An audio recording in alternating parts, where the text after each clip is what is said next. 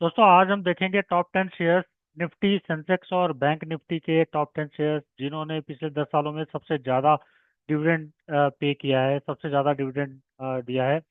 और ये हम क्यों निफ्टी और सेंसेक्स और बैंक निफ्टी को ही क्यों देख रहे हैं, क्योंकि देखिए निफ्टी सेंसेक्स और बैंक निफ्टी के जो शेयर्स हैं वो स्ट्रॉन्ग शेयर्स हैं और ज़्यादातर लार्ज कैप कंपनियां हैं। और इन कंपनियों को आपको पकड़ना आसान होगा, इन कंपनियों को आपको ट्रैक करना आसान होगा और इन कंपनियों को आपको लेना इजी होगा।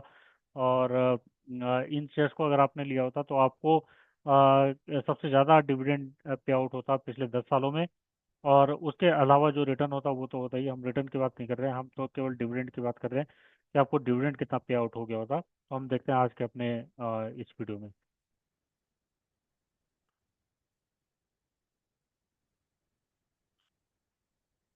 तो दोस्तों आप को मेरी स्क्रीन देख रही होगी जिसमें मैंने टॉप 10 शेयर्स मैंने लिस्ट किए हैं।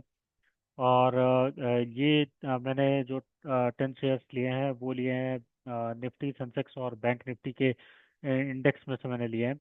तो जिसमें पहली कंपनी आती है आईटीसी लिमिटेड। इसमें मैंने और पैरामीटर्स दिखा रखे हैं, ये भी आप देख सकते हैं, लेकिन हम डिस्कस करते हैं केवल लास्ट दो कॉलम को, जिसमें इन्वेस्टमेंट अगर आपने 1 लाख रुपए का किया होता पिछले 10 सालों में, 10 साल पहले, 10 साल पहले मतलब आज 2014 है, आपने 2024 है, आपने अगर 2014 में 1 लाख रुपए का इन्वेस्ट किया होता तो आपको 1.5 लाख रुपए का डिविडेंड पे आउट हो गया होता।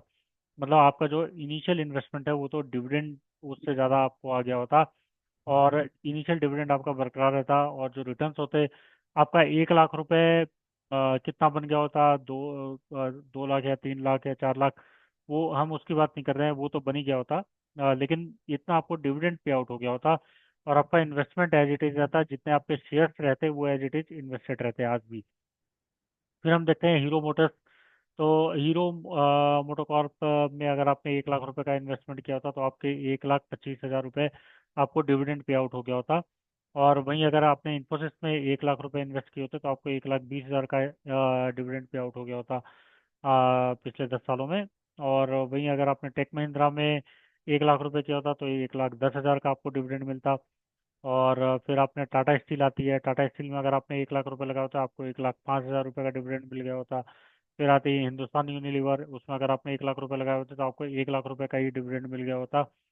और फिर आती है बजाज ऑटो, बजाज ऑटो में अगर आपने 1 लाख रुपए का इन्वेस्टमेंट किया होता तो आपको 1,30,000 का डिविडेंड मिल गया होता। और वहीं अगर आपने कोल इंडिया में लगाया होता तो आपको 1,70,000 रुपये का डिविडेंड पे आउट हो गया होता।